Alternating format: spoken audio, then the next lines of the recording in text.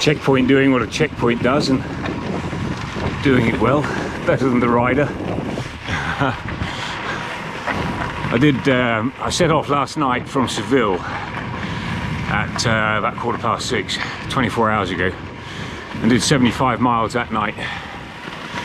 Finished about 3 in the morning, got my head down, had a couple of hours kip, probably 2.5, 3 hours kip in my bivvy bag, and then cracked on again this morning, chasing a dub bottom bracket for my SRAM fitted checkpoint. You think that Trek would carry, the Trek stores would carry, Trek main dealers would carry the gear for all of their bikes, but no.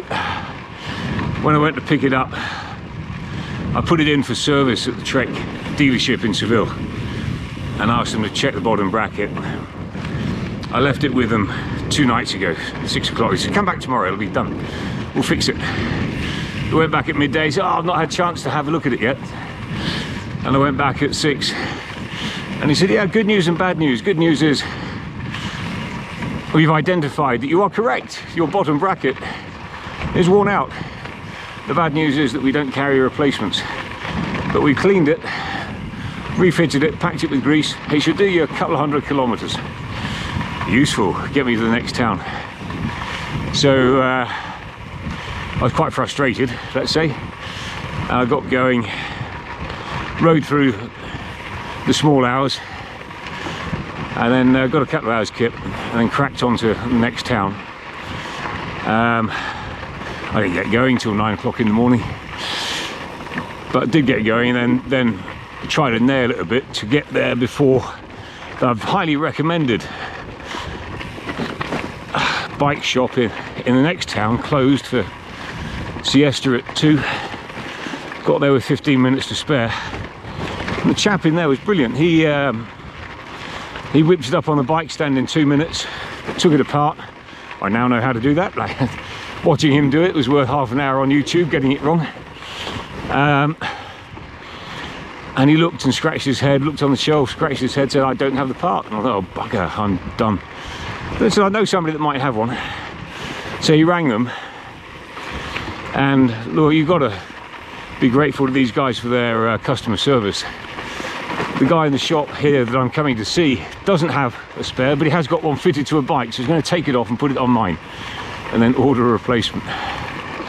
So it's been quite a long day. I've done 85 miles today, 75 miles last night, so what's that, 160 miles in the last 24 hours. I'm completely out of battery power on most of my stuff except my GoPro, and I have still got a bit of battery power in my phone, thank goodness.